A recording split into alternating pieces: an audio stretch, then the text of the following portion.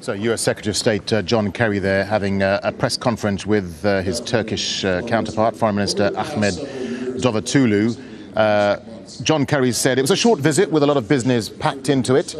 He said he attended the funeral of the Turkish security guard who was killed outside the US Embassy last month in Turkey during an attack. He said the US stands strongly with Turkey in the fight against terrorism. On the issue of Syria, he said that they extended their discussions over ways to find a transition of political power in Syria. He said there is no legitimacy in a regime that commits atrocities against its own people. Let's now talk to Nisrin El-Shamaili. She's in Antakya on the Turkish-Syria border.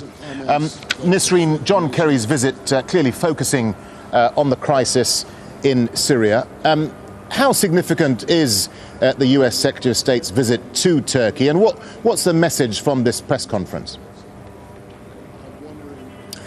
Well, actually, Darren, John Kerry gave very few messages on Syria. I think the Turkish administration, the government, expects to hear more than just these statements that they share a common ground when it comes to the removal of Bashar al-Assad, that he has to leave Syria, that they don't recognize his government as a legitimate one. So he basically outlined the very basics that have to do with how the two countries see the resolution of the conflict, which is that Bashar al-Assad has to leave. But from what we understand, I think Turkish officials are expecting the US to try to trust the opposition more, to try to give them, let's say, more logistical support. I'm not talking about arms just yet, because I think that both Turkey and the US are reluctant to provide arms for the rebels in Syria. We've heard John Kerry announce in Rome tens of millions of dollars to be given to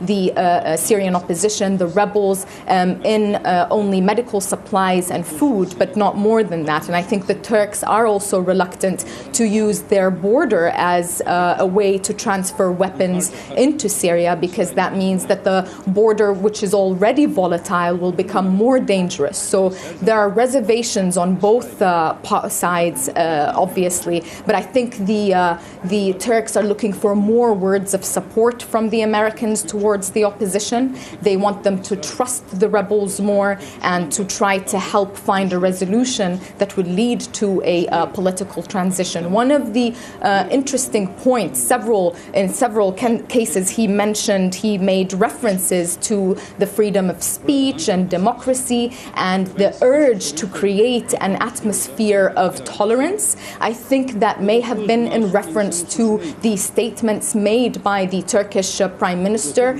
earlier this week, where at a UN forum in Vienna, he equated Zionism to a crime against humanity, and he even compared it to anti-Semitism and Islamophobia and fascism. And we saw a lot of strong statements coming from Israel and the United States saying that these words and comments are simply not acceptable and they're wrong. Nisrin, thank you.